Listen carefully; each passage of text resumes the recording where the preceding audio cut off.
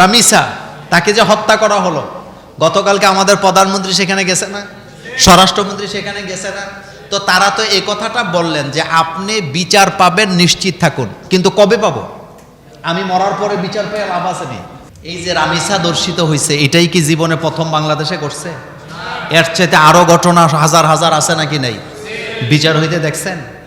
দেখেন, যে ব্যক্তি অন্যের মেয়েকে দর্শন করতে যায় তার কাছে নিজের মেয়েও নিরাপদ না, এজন্য আল্লাহ বলছে তাকে পাথর মেরে হত্যা করে দাও। আমাদের দেশে একটা ট্রেডিশন হলো, সব সরকারের আমলে ট্রেডিশনটা কি, আপনি জুলুমে শিকার হয়েছেন, আপনার কাছে মন্ত্রী এমপিরা আসবে, আইসা আপনারে সান্ত্বনা দিবে, আপনার দায়িত্ব নিবে, কিন্তু আপনার বিচারটা নিশ্চিত হবে এ কথা কেউ বলতে রাজি না। বাংলাদেশে যদি 4টি বিচার কোরআন দিয়ে করা হতো, বলেন কয়টা? এ কথাটাই বলবো প্রথমে, 4টা বিচার যদি কোরআন থেকে করা হতো তাহলে বাংলাদেশের অপরাধ 90% কমে যেত। ব্যাখ্যা দিব না, শুধু একটানে বলে দেই। হত্যার বিচার যদি কোরআন দিয়ে করা হতো, কোরআন অনুযায়ী যদি হত্যার বিচার করা হতো, বাংলাদেশে হত্যা বন্ধ হয়ে যেত। 2 নাম্বার, চুরির বিচার, এটা যদি কোরআন দিয়ে, কোরআনের আইন দিয়ে করা হতো, বাংলাদেশে চুরিও বন্ধ হয়ে যেত। 3 নাম্বার, যারা মানুষের লুণ্ঠন করে, সম্পদ ডাকাতি করে, রবিডি করে, কোরআন দিয়ে যদি বিচার করা যেত তাইলে এখানেও লুণ্ঠন ডাকাতি চাঁদাবাজি বন্ধ হয়ে যেত। আর 4 নাম্বার, যারা দর্শন করে, দর্শিতার বিচার যদি কোরআনের আইনে হাজার হাজার মানুষের সামনে কোমর পর্যন্ত গেড়ে দিয়ে তাকে যদি পাথর মেরে হত্যা করা যেত, বাংলাদেশে একজন দর্শিতাকে খুঁজে পাওয়া যেত না। একটা অপরাধের বিচার যদি না হয়, হাজারটা অপরাধী জন্ম নেয়। আপনাদের মনোযোগ আছে? একজন অপরাধীর বিচার যদি না হয়, হাজারটা অপরাধের জন্ম কি? যেমন সমাজে কেউ চুরি করলো, তার বিচার নাই, আরো চোরের জন্ম হবে। লোকেরা ভাববে চুরি করলে তো বিচার নাই, অসুবিধা কি, চুরি করা তো সহজ, পুঁজি লাগে না, শুধু একটু কায়দা করলেই তো হয়। ডাকাইতেরা ভাববে ডাকাতি করা তো সহজ, লুণ্ঠন করে রাস্তা থেকে অস্ত্র দেখায় নিয়ে আসবো, এটাই তো সহজ, বিচার তো হয় না। খুন করলে বিচার হয় না। ইদানিং মানুষকে বলতে শোনা যায়, তোরে মাইরা কয়দিন জেল খাটমু, সমস্যা নাই, টাকা আছে, টাকা দিয়া পার পেয়ে যাব। এমন ঘটনাও বাংলাদেশে আছে না নাই? দর্শিতার বিচার হতে হবে কোরআন দিয়ে। যতক্ষণ পর্যন্ত আপনি এটাকে করতে না পারবেন, আপনি দর্শন বন্ধ করতে পারবেন না। আর এই কথা কি মোল্লার না আল্লাহর? কোরআনের আইনকে যারা অপছন্দ করে তারা কি মোমেন না কাফের? তারা কি মোমেন না ফাসেক? তারা কি মোমেন না জালেম? তো নিজেকে মুসলমান দাবি করে কিভাবে? দাবি করার কোনো অধিকার নেই। কেউ যদি কাউকে হত্যা করে, কোরআনের আইনে বিচার হলো তাকেও সেভাবে হত্যা করা হবে। যদি তার পরিবার তাকে উজরতের মাধ্যমে ক্ষমা করে দেয় তাহলে সেটা ভিন্ন কথা। আমার দেশে খুন হইতে শুনি, খুনের আসামিকে রিমান্ডে নিতে শুনি, খুনের আসামির নিম্ন আদালতে ফাঁসির রায় শুনি, কিন্তু কোনোদিন এই আসামির ফাঁসি হয়েছে এই জিনিস আমরা দেখি নাই। কথা বলতে বুঝেন নাই? খুনের আসামি গ্রেফতার হয়েছে এটা দেখি, সত্য না? খুনের আসামিকে রিমান্ডে নিছে এটাও দেখি, বিচার নিম্ন আদালতে রায় হয়েছে তার ফাঁসি, এটাও দেখি, কিন্তু ফাঁসিটা হইল কবে এটা আজ পর্যন্ত দেখি নাই। হত্যাকারী নারী হোক পুরুষ হোক, তার বিচার হবে, তাকেও হত্যা করা হবে। বাংলাদেশে হাজার খানেক হত্যাকারী নারী আসামি পাবেন, যাদের রায় হয়ে আছে যে তারা হত্যাকারী, তাদেরকে ফাঁসিতে ঝুলাইয়া হত্যা করো, কিন্তু স্বাধীনতার 55 বছর হয়েছে, আজ পর্যন্ত একজন নারী আসামিকেও তারা ফাঁসি দিতে পারে নাই। এটাই হলো ব্রিটিশের তৈরি করা মন গড়া আইন, যার কারণে বেডরুমের ভিতরে আপনি নিরাপদ না। বাংলাদেশের স্ত্রী তার স্বামীকে বেডরুমে হত্যা করছে, এমন ঘটনা আছে না নাই? স্বামী তার স্ত্রীকে বেডরুমে হত্যা করছে, এমন ঘটনা আছে না নাই? বেডরুমের ভিতরে যায় তো মন্ত্রী পুলিশেরা নিরাপত্তা দিতে পারবে না, কিন্তু নিরাপত্তা দিবে আইন। বলেন কে দিবে? যদি সবার মগজের ভিতরে এটা থাকতো, আমি কাউকে হত্যা করে আমি তো পার পাবো না, আমাকেও মরা লাগবে, নিশ্চিত থাকেন বাংলাদেশে হত্যা এতদিনে বন্ধ হয়ে যেত। এই যে রামিসা দর্শিত হয়েছে, এটাই কি জীবনে প্রথম বাংলাদেশে করছে? এর চাইতে আরো ঘটনা হাজার হাজার আছে নাকি নাই? বিচার হইতে দেখছেন? দেখেননি। ইসলামের আইন হলো কেউ যদি দর্শন করে, সে তার মধ্যে মনুষ্যত্ব নাই, তার পৃথিবীতে বেঁচে থাকার কোনো অধিকার নাই, সে মনুষ্যত্ব হারাইছে। যে ব্যক্তি অন্যের মেয়েকে দর্শন করতে যায়, তার কাছে নিজের মেয়েও নিরাপদ না, এজন্য আল্লাহ বলছে তাকে পাথর মেরে হত্যা করে দাও। এটা সমাজের জন্য ক্যান্সার। বলেন এটা সমাজের জন্য কি ক্যান্সার? কিন্তু এগুলো বললে আমাদেরকে বলা হয় মৌলবাদী। তো মৌলবাদী আমাদেরকে বলেন অসুবিধা নাই, হাসরের ময়দানে টের পাইবেন কত দানে কত চাউল। ব্রিটিশদেরকে আপনারা গালি দেন, পাকিস্তানিদেরকে আপনারা গালি দেন, এখন তো ব্রিটিশও নাই, পাকিস্তানও নাই, এখন বাংলাদেশে হত্যা আসেনি? জোরে বলতে হবে। চুরি আসেনি? ডাকাইতি আসেনি? চাঁদাবাজি আসেনি?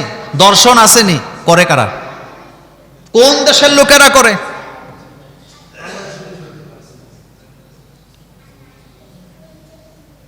এজন্য কোরআনের আইনের বিকল্প কোনো শান্তি খুঁজে পাওয়ার কোনো সম্ভাবনা কি নাই।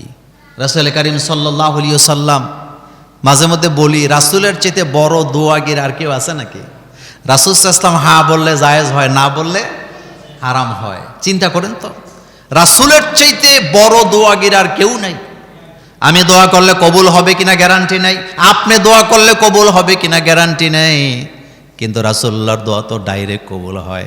আল্লাহর নবী যদি দোয়া করতেন, আল্লাহ আমি মদিনায় রাষ্ট্র চালাই, চোর ডাকাত হত্যাকারীকে জিনাকারকে শাস্তি দেব না, বরং তুমি এই মদিনায় যত মানুষ আছে সবার হেদায়েত দাও, কেউ যাতে চুরি না করে, কেউ যাতে ডাকাতি না করে, কেউ যেন খুন খারাপি না করে। আল্লাহ সবার হেদায়েত দিয়া মোমেন বানায় দাও। দোয়া করতে পারতো কি পারতো না? কিন্তু রাসূল কি এরকম দোয়া করছে? না। জিনাকারীর শাস্তি রাসূল দিছে, পাথর মেরে হত্যা করছেন নিজে। রাসূলুল্লাহর চেয়ে দয়ালু আর কেউ মানুষের মধ্যে আছে নাকি? তো রাসূল সাল্লাল্লাহু আলাইহি ওয়াসাল্লাম রায় দিচ্ছেন, পাথর মেরে তাকে হত্যা করে দাও যে জিনা করলো। আর আপনি বলতেছেন এটা মধ্যযুগীয় আইন, এটা দিয়ে হতে পারে না। তো রাসূলুল্লাহর চেয়ে আপনি বেশি বুঝেন, আল্লাহর চেয়ে আপনি বেশি জানেন, বেটা মাতাব্বর কোথাকার। আমাদের দেশে আমরা অধিকাংশ ক্ষেত্রে রাসূলুল্লাহকে মহব্বত করি মিষ্টি খাওয়ার জন্য, কিন্তু রাসূলুল্লাহকে আদর্শ মানতে রাজি না। আচ্ছা বলেন তো, রাসূল সাল্লাল্লাহু আলাইহি ওয়াসাল্লাম প্রেসিডেন্ট ছিলেন না? তো প্রেসিডেন্টের কাজ কি? রাষ্ট্র চালানো, এটাই তো। রাসূল সাল্লাল্লাহু আলাইহি ওয়াসাল্লাম প্রধান বিচারপতি ছিলেন না? তো বিচারপতির কাজ কি? বিচারের রায় দেওয়া, বিচার কার্যকর করা। রাসূল সাল্লাল্লাহু আলাইহি ওয়াসাল্লাম সেনাপ্রধান ছিলেন না? তো সেনাপ্রধানের কাজ কি? যুদ্ধ পরিচালনা করা। তো রাসূল সাল্লাল্লাহু আলাইহি ওয়াসাল্লাম প্রেসিডেন্ট ছিলেন, রাষ্ট্র পরিচালনা করেছেন। রাসূল সাল্লাল্লাহু আলাইহি ওয়াসাল্লাম প্রধান বিচারপতি ছিলেন, তিনি বিচারের রায় দিছে, বিচার বাস্তবায়ন করেছেন। রাসূল সাল্লাল্লাহু আলাইহি ওয়াসাল্লাম সেনাপ্রধান ছিলেন, তিনি যুদ্ধ পরিচালনা করেছেন, বিজয় লাভ করেছেন। এখন আমি নিজেরে প্রেসিডেন্টও দাবি করি, বিচারপতিও দাবি করি, কিন্তু রাসূল সাল্লাল্লাহু আলাইহি ওয়াসাল্লাম যেভাবে বিচার করলেন, যেভাবে দেশ চালালেন, সেই জায়গায় আমি নাই। আমি কখনো রাসূলুল্লাহর উম্মত হতে পারি না। রাসূল যেটা করছে এটাই আমার আদর্শ। একজন সাহাবা এসে বলেন, রাসূল আমি সিদ্ধান্ত নিয়েছি, এখন থেকে আমি 5 ওয়াক্ত নামাজ পড়ব, সারা বছর আমি রোজা রাখবো, বিয়ে শাদী করবো না। এই বিয়ে শাদী বেজাল, সংসার করতে হয়, ছেলে মেয়ে লালন পালন করতে হয়, এগুলো কিচ্ছু দরকার নাই। রাসূল আপনি সাক্ষী থাকেন, আমি নামাজ রোজা করবো, আর আমি শুধু কি করব? রোজা রাখবো সারা বছর, বিয়ে শাদী বাদ। আল্লাহ রাসূলের চেহারা মোবারক গুস্সায় কালো হয়ে গেছে। রাসূল সাহাবাকে বললেন, সাহাবা কি বলছো তুমি এটা? আমি মুহাম্মদ সাল্লাল্লাহু আলাইহি ওয়াসাল্লাম বিয়ে করি, আমার সন্তান হয়, আমি রোজা রাখি, আমি রোজা ভাঙ্গি, আমি রাতে ঘুমাই, আমি আবার রাতে তাহাজ্জুদ পড়ি, সুতরাং বিয়ে হলো আমার একটা সুন্নত। মান আহিয়া সুন্নতি ফাকাদ আহাব্বানি, যে ব্যক্তি আমার সুন্নতকে জীবিত করবে সে যেন আমাকে ভালোবাসলো। ওমান আহাব্বানি, যে ব্যক্তি আমাকে ভালোবাসবে মাইফিল জান্নাহ, সে আমার সাথে জান্নাতে থাকবে। রাসূল বলতেছে আমি রোজা রাখি, আমি রোজা ভাঙ্গি। রাসূল বলতেছে আমি বিয়ে করি, আমি কি করি? বিয়ে করি। আমি ঘুমাই, আমি খাই, আমি বাজারে যাই। তুমি কই থেকে আসছো? সুতরাং যতক্ষণ পর্যন্ত কোরআনকে আমাদের জীবনে বাস্তবায়ন করতে না পারবো, এখানে দর্শন হত্যা বন্ধ হওয়ার কোনো সম্ভাবনা নাই। আপনি বলেন তো আজ পর্যন্ত কোনো দর্শিতার ফাঁসি হয়েছে আপনারা দেখছেননি? কেউ দেখছেন? রায় হইতে শুনছেন, কিন্তু বাস্তবায়ন দেখেন নাই। বাস্তবায়ন এখানে হয় প্রতিহিংসার কারণে, রাজনীতির কারণে কাউকে ফাঁসি দেওয়া সহজ, কিন্তু বিচারের মাধ্যমে একটা ব্যক্তিকে ইনসাফ দেওয়া, এটা আমরা করতে চাই না। আচ্ছা বলেন তো, আরেকজনের মেয়ের সাথে যেটা ঘটলো আমার সাথে যদি সেটা ঘটে, আমার মেয়ের সাথে যদি ঘটে, আমার কাছে কেমন লাগবে? ইসলাম চায় নিরাপত্তা দিতে। বলেন কি দিতে চায়? ইসলাম চায় সবাই নিরাপদে থাকুক, সবার মেয়ে ছেলেরা নিরাপদে থাকুক। মানুষের জান, মাল, সম্পদ, ইজ্জত আরেকজনের কাছ থেকে হেফাজতে থাকবে, এই আইডিয়া কার? আল্লাহ পাকের। কিন্তু আমার কাছে কি আছে? আমার সমাজে কি আছে? নেই। আর এই অপরাধের পেছনে সবচেয়ে বড় দায়ী হলো নেশা। বলেন কি? নেশা। আপনি দেখবেন যত অপরাধী আছে ধরা পড়লেই শুনবেন সে নেশা করে। মানবতা কোন জায়গায় গেলে পাশের ঘরের ফ্ল্যাটের মেয়েকে ডেকে নিয়ে দর্শন করতে পারে, হত্যা করতে পারে, গলা কেটে মাথা নিয়ে বালতির মধ্যে রেখে দিতে পারে? মানবতা কোন জায়গায় আছে? আপনি কিসের কি বলবেন? আপনি কিসের অজুহাত? কিসের রাজনীতি? বিচার করেন কোরআন দিয়ে, বিচার করেন ব্রিটিশের আইন লাথি মাইরা। এই দেশ চলে, ব্রিটিশরা চলে গেছে, দেশ চলে ব্রিটিশের আইন দিয়ে। ব্রিটিশরা এমন, মানে এদেরকে গালি দিতেও মন চায় না, এমন আইন করে গেছে নর্মাল আসামি জামিন পাবে না, খুনের আসামি জামিন পাবে। কারণ খুনের আসামিরা ভয়ানক হয়, তাদেরকে দিয়ে আরেকটা অপরাধ করাইতে পারে। তারা তাদের ক্ষমতার কেন্দ্রবিন্দুতে সবসময় খুনিদেরকে, ডাকাতদেরকে, চান্দাবাজকে নিচে বসাইয়া উপরে বসে সর্দারি মাতাবরি করে। বাংলাদেশের ইতিহাসে আজ পর্যন্ত বাংলাদেশের কোনো মন্ত্রী, কোনো প্রেসিডেন্টের ছেলে রাস্তায় আন্দোলন করতে যে গুলি খেয়ে মারা গেছে অথবা আহত হয়েছে, আপনারা কেউ জানলে আমারে জানান তো। বাংলাদেশের কোনো মন্ত্রী, কোনো মিনিস্টার, কোনো প্রধান বিচারপতি অথবা কোনো বড় টাইপের নেতা, তার ছেলে, তার মেয়ে রাস্তায় আন্দোলন কইরা গুলি খাইছে, আহত হয়েছে, আজ পর্যন্ত একটা কথা বলতে পারবেন? একটা দৃষ্টান্ত পারবেন না। আমি আপনাদেরকে একটা আইডিয়া দেই, যতক্ষণ পর্যন্ত বাংলাদেশের নেতা, নেত্রী, প্রেসিডেন্ট, প্রধানমন্ত্রী থেকে শুরু করে যতক্ষণ পর্যন্ত তাদেরকে বিদেশে যাইয়া চিকিৎসা নেওয়া বন্ধ করাতে না পারবেন, ততক্ষণ পর্যন্ত বাংলাদেশের চিকিৎসা ব্যবস্থা উন্নতি করতে পারবেন না। আর যতক্ষণ পর্যন্ত তাদের ছেলে মেয়ে থেকে বিদেশে যাইয়া লেখাপড়া বন্ধ করাতে না পারবেন, ততক্ষণ পর্যন্ত বাংলাদেশের শিক্ষাঙ্গনকে আপনি নিরাপত্তা দিতে পারবেন না। আমি বোধহয় কথাটা বুঝাইতে পারিনি। তাদেরকে বিদেশে যাওয়া চিকিৎসা বন্ধ করানো, তাইলে বাংলাদেশের চিকিৎসা উন্নতি হবে।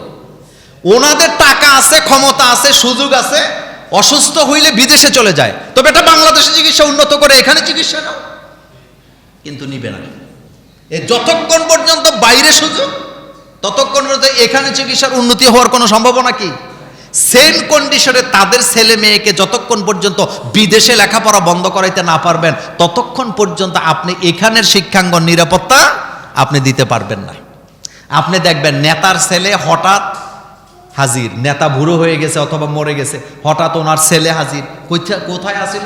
এতদিন ইংল্যান্ডে লেখাপড়া করছে, এতদিন অস্ট্রিয়াতে পড়ছে, এতদিন কি বলে জার্মানিতে লেখাপড়া করছে। কথা কি সত্য না মিথ্যা? এখন ওনার নেতা মরে গেছে অথবা নেতা এখন রিটায়ার করছে, এখন নেতার জায়গায় নেতার ছেলে। এই সিস্টেম যতক্ষণ পর্যন্ত আপনারা বদলাতে না পারবেন, ততক্ষণ পর্যন্ত দেশে উন্নতি করতে পারবেন না। আর আমাদের খাদ্যতে তো খারাপ, গোলামিটা আমরা বেশি পছন্দ করি, আমরা গোলামিটা বেশি পছন্দ করি। এই ব্যাপারে ইনশাল্লাহ ঈদের পরের জুমাতে আলোচনা হবে। গোলামি করার কথা ছিল কার? কিন্তু গোলামি করতেছে নেতার, নেত্রীর, প্রেসিডেন্টের, প্রধানমন্ত্রীর, অথবা এমপি সাহেবের, অথবা চেয়ারম্যানের, অথবা মেম্বারের, অথবা কোনো নেতার। নেতা যা কয় তাই এদের কাছে সব ঠিক। কোরআন তুচ্ছ, কোরআনকে তুচ্ছ মনে করে, রাসূলুল্লাহর আদর্শকে তুচ্ছ মনে করে, নিজের দল যা করতেছে সেটাই তার কাছে ভালো লাগে। এই রকমের দল কানা গোলাম আমার বাংলাদেশে আসেনি। তো দেশ আপনি ভালো করবেন কিভাবে? আপনার আমার মেয়েটা স্কুলে যায়, যতক্ষণ পর্যন্ত বিকালবেলা ঘরে না ফিরে আপনি কি নিরাপত্তা ফিল করেন? আল্লাহ নবী বললেন, যেখানে ইসলাম কায়েম হয়ে যায়, হযরতে খাব্বাব রাদিয়াল্লাহু তাআলা আনহুকে বলেছিলেন, খাব্বাব শুনে রাখো, আজকে ইসলামের কর্মীদের উপরে অত্যাচার হয়, আমার সাহাবাদেরকে হত্যা করা হয়, তোমাদেরকে রক্ত জড়ানো হয়, নিশ্চিত থাকো এমন একটা সময় আসবে সানা থেকে হাজারামাত পর্যন্ত একজন নারী রাতের বেলা একা ভ্রমণ করবে, তার জান মাল ইজ্জতের ভয়, নিরাপত্তার ভয় সে করবে না। সেই নিরাপত্তা রাসূলুল্লাহ একমাত্র কোরআনের আইন দিয়া করেছিলেন। জোরে কোন সুবহানাল্লাহ। সানা থেকে হাজরামাত পর্যন্ত একজন নারী রাতের বেলা একা সফর করেছে, তার দিকে চোখ তুলে তাকাবার ক্ষমতা কারো? চিন্তা করেন তো। আজও কোরআনের আইন যে সমস্ত জায়গায় আছে সেখানে শান্তি আছে। একটা দৃষ্টান্ত আপনাদেরকে দেই, যে হজের মৌসুম, মিনায়, আরাফায়, মুজদালিফায় লক্ষ লক্ষ নারী পুরুষ, কি পরিবেশ!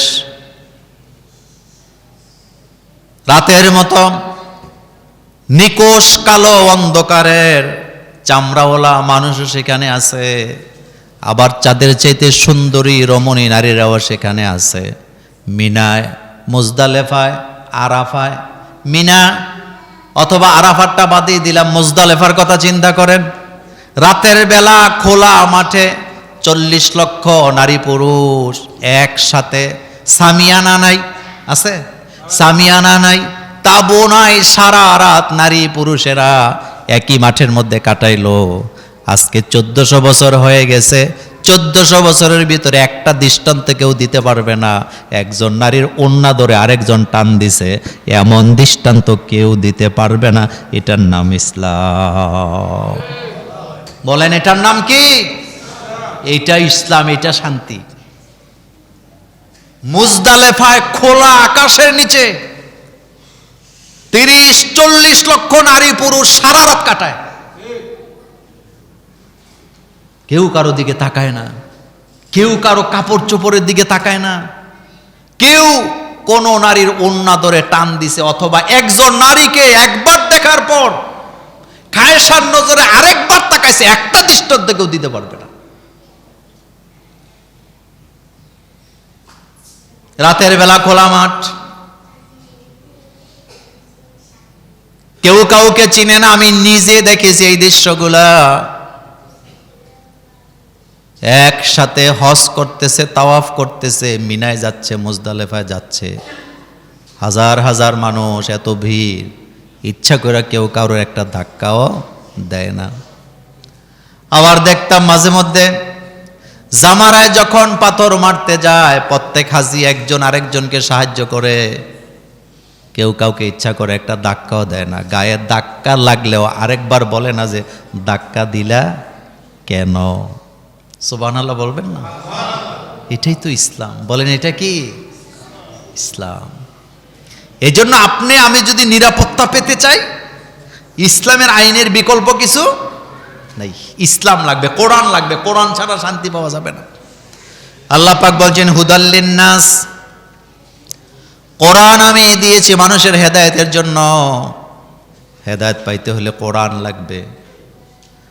রাসূলুল্লাহ সাল্লাল্লাহু আলাইহি ওয়াসাল্লাম বলেছেন, খায়রুল কুরুনি কারনি, সর্বশ্রেষ্ঠ যুগ হলো আমার যুগ।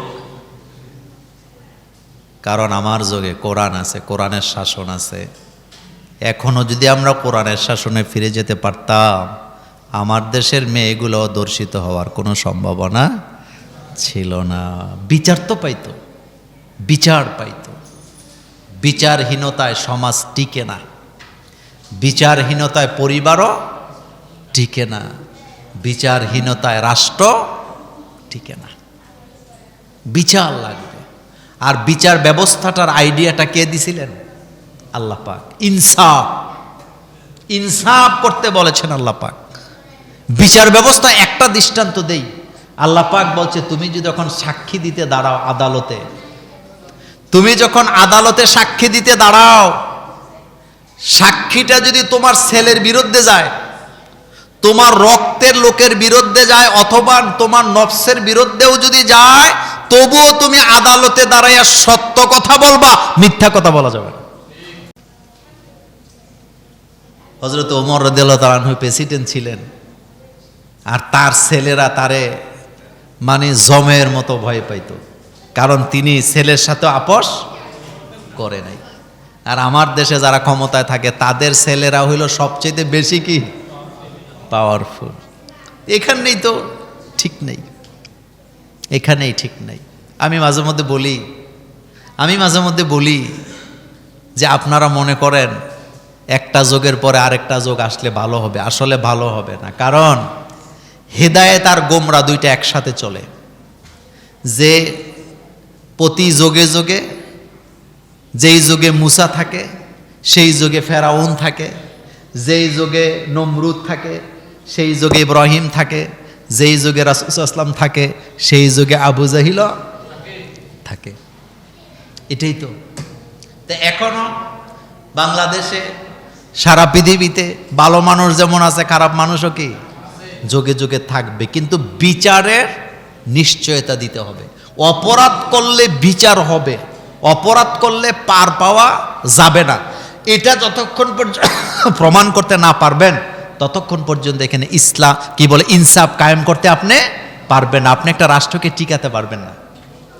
আমাদের দেশে একটা ট্রেডিশন হলো, সব সরকারের আমলে ট্রেডিশনটা কি, আপনি জুলুমে শিকার হয়েছেন, আপনার কাছে মন্ত্রী এমপিরা আসবে, আইসা আপনারে সান্ত্বনা দিবে, আপনার দায়িত্ব নিবে, কিন্তু আপনার বিচারটা নিশ্চিত হবে এ কথা কেউ বলতে রাজি না। এ কথা সত্য নেই। একটা দৃষ্টান্ত, যেমন রামিসা, তাকে যে হত্যা করা হলো, গতকালকে আমাদের প্রধানমন্ত্রী সেখানে গেছে না, স্বরাষ্ট্রমন্ত্রী সেখানে গেছে না, তো তারা তো এই কথাটা বললেন যে আপনি বিচার পাবেন, নিশ্চিত থাকুন। কিন্তু কবে পাবো? আমি মরার পরে বিচার পেয়ে লাভ আছে নি? এখানে দর্শিতা দিনের আলোর মতো স্পষ্ট। তো আপনি 3 দিনের মধ্যে তাকে ঝুলাইয়া দেন না ফাঁসিতে, কিন্তু এই সাহস কারো আসেনি। আর এগুলা সব হয়েছে ব্রিটিশের আইনের কারণে। আপনি নিশ্চিত থাকেন এই আসামি একদিন না একদিন জেল থেকে বের হয়ে আসবে। আমি আমার একটা কষ্টের কথা বলি। কুমিল্লা শহরে আমি একটা মসজিদে 20-22 বছর জুমা পড়াইছি, আপনারা তো জানেন, একদম ছাত্র জীবন থেকে। আমার একজন মুসল্লি ছিল ট্রাফিক পুলিশ, সেলিম ভাই। 5 ওয়াক্ত নামাজ জামাত ছাড়া পড়তে আমি দেখি নাই। সেলিম ভাই পুলিশ, তার এক ছেলে এক মেয়ে। আমাদের সাথে ফজরের নামাজ জামাতে পড়ছে। দিনের বেলা তিনি ট্রাফিকের দায়িত্ব পালন করতে যাইয়া একটা রিক্সাওয়ালায় উল্টা সাইডে রিক্সা চালাইছে, উনি তারে ওনার হাতের ব্যাট দিয়ে একটা আঘাত করছে।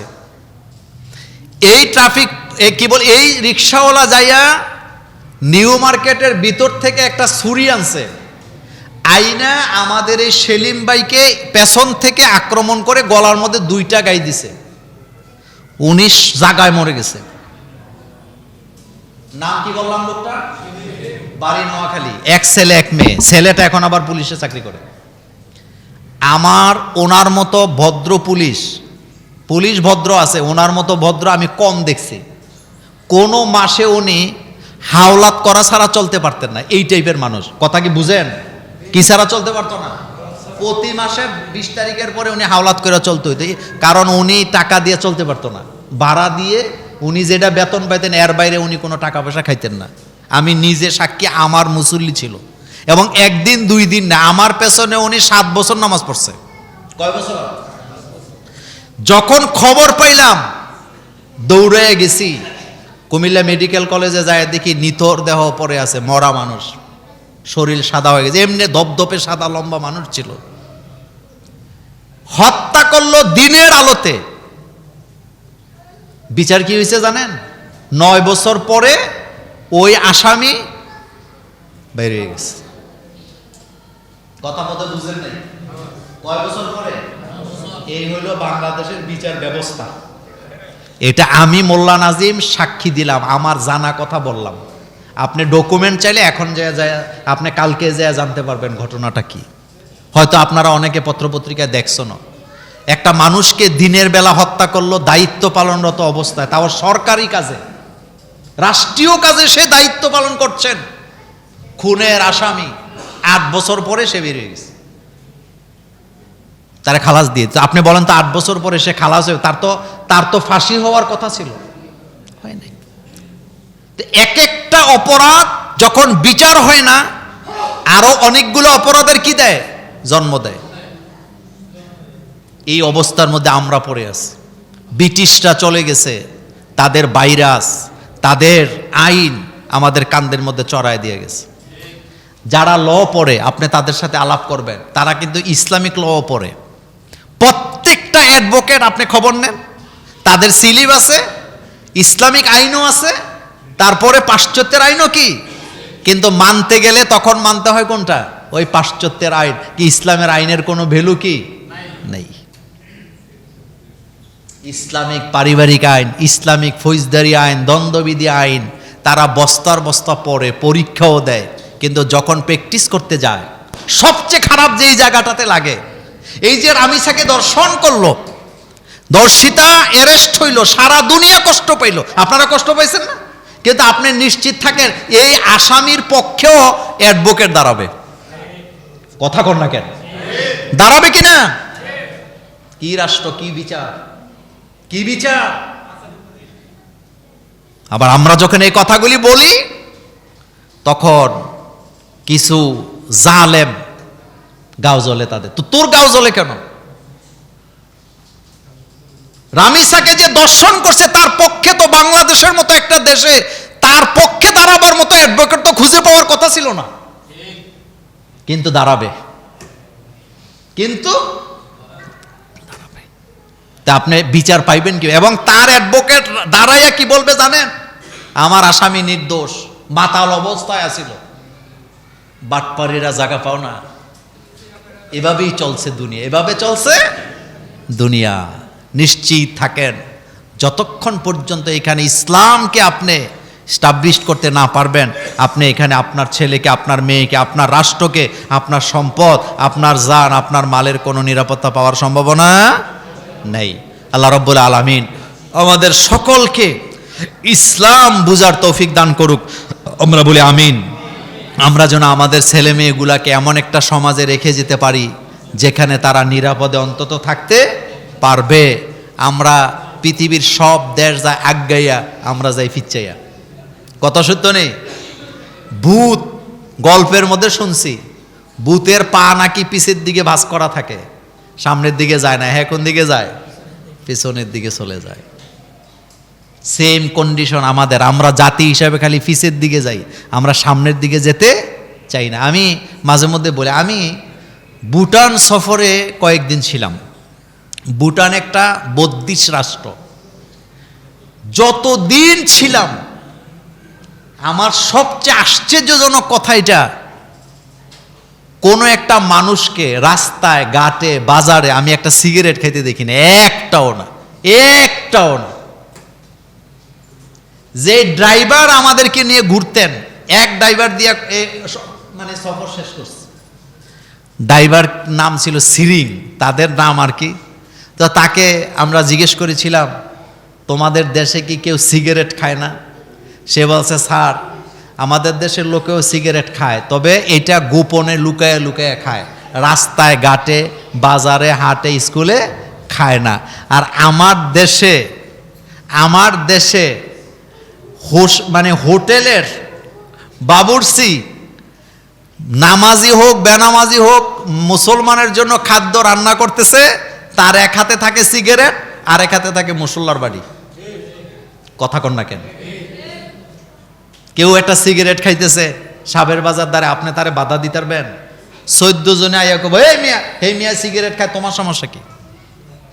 তা আপনি এখানে শান্তি কেমনে পাবেন? কুমিল্লা বাদশা মিয়ার বাজারের সামনে একটা দোকান আছে, চৌরঙ্গি স্টোর। আমি এখানে দাঁড়াইছি একটা কাজে, তো একজন পুলিশ ড্রেস পরা অবস্থায় সিগারেট খাইতেছে। তা আমি ওনারে, আমাকে দেখে নে, আমি সামনে দিয়ে যেয়ে বললাম আসসালামু আলাইকুম রহমতুল্লাহ। তো যখন আমি সালাম দিছি, উনি সিগারেট মুখ থেকে বের কইরা মানে পেছনের দিকে নিয়া মুখ উপরের দিকে দিয়া বলতেছে ওয়ালাইকুম আসসালাম। মানে আমি হুজুর আমারে সম্মান করতেছে, কারণ দুয়াটা যেন আমার মুখে না লাগে। আর সিগারেট এখন কোথায়? পেছনে, আমি যেন না দেখি। তা আমি এখন বলতেছে হুজুর কেমন আছেন? আমি তো ভালো, আপনার কি অবস্থা? কয় হুজুর আসি। তা আমি গেলাম 100 টাকা জরিমানা দেন। বুঝেন না কথা? কত? তো উনি হাসতেছে। আমি গেলাম 100 টাকা জরিমানা দেন। কয় হুজুর ভুল হয়েছে, আর খামো না। তা আমি কাছে কথা এটা না, কথা হইলো সরকার আইন করছে যে প্রকাশ্যে ধূমপান করবে কত জরিমানা? তো 100 টাকা। তো পাবলিক খাইলে পুলিশের আদায় করবে, তো পুলিশে খাইলে আদায় করবে কে? 100 টাকা দেন।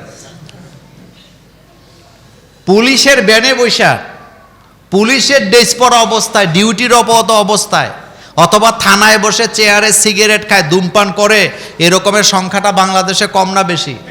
তো 100 টাকা জরিমানার আইনটা এটা করবো কে বলেন তো? আপনি সরিষা নিয়ে এসেছেন বুধ তাড়ানোর জন্য, কিন্তু এখন বুধ ঢুকছে কোথায়? তা আপনি কি দিয়ে দাঁড়াবেন? এত সোজা না। এত শেষ কথা বলি, রাসূলুল্লাহর কাছে একজন এসে বললেন, রাসূল আমি অতিরিক্ত মিষ্টি খাই, আপনি আমারে নসিহত করেন আমি যেন এটা খাওয়া বন্ধ করি। রাসূল সাল্লাল্লাহু আলাইহি ওয়াসাল্লাম কয় 1 সপ্তাহ পরে আসবা। কয়দিন পরে? সাহাবা চলে গেছে, 1 সপ্তাহ পরে আসছে, রাসূলের কাছে আসছে। পরে রাসূল বলছে তুমি মিষ্টি খাওয়া কমাও। সাহাবা বলেন হুজুর প্রথম দিন আসলাম, এটা বলে দিলেই তো হইতো। রাসূল বললেন তোমাকে বলবো কি, আমি নিজেই মিষ্টি বেশি খাই, এজন্য আমি আগে কমাইছি, এখন তোমাকে বলতেছি তুমি মিষ্টি খাইও না। আইন আগে, যারা আইনকে তৈরি করে বাস্তবায়ন করবে তারা আগে মানতে হবে। যতক্ষণ পর্যন্ত তারা আইনের প্রতি শ্রদ্ধাশীল না হবে, ততক্ষণ পর্যন্ত এই দেশে আপনি ইনসাফ কায়েম করতে পারবেন না। রাষ্ট্রের মন্ত্রী সাহেব আসতেছেন, তো মন্ত্রী সাহেবের সামনে পিছে গাড়ি, পুলিশের পাহারাদার। এখন রাস্তা বন্ধ, মন্ত্রীর গাড়ি আগে যাবে। আচ্ছা আপনি বলেন তো, আমাদের দেশে যেই রোডটা বন্ধ করে মন্ত্রীরে পার করা হচ্ছে, ওই রোডে অ্যাম্বুলেন্স আছে, ফায়ার সার্ভিসের গাড়ি আছে, ওষুধপত্র বহনকারী গাড়ি আছে। এখন অ্যাম্বুলেন্স আগে যাবে না মন্ত্রীর গাড়ি আগে যাবে? কথা তো আসতে গেলে হইবনি। অ্যাম্বুলেন্স আগে যাবে না মন্ত্রীর গাড়ি আগে যাবে? কিন্তু আমার এখানে কোনটা আগে যায়? হিসাবটা করবেন কারে দিয়ে? জুমুরে যারা সর্দারি মাতাব্বরি করেন, বিচার করেন, আপনাদেরকে সবাই মানে, আপনি নিজেই রাস্তায় ওই যে কি বলে স্কেলে দাঁড়ায় দাঁড়ায় সিগারেট টানেন, তা আপনি ফোলা প্যান্ডে কইবেন কেমনে তুই সিগারেট খাইস না? এ কথা সত্য নেই? কথা আসতে কয়, এ কথা সত্য নেই? তা আপনারে মানবো কে? আপনি নিজেই তো খাইতেছেন সিগারেট।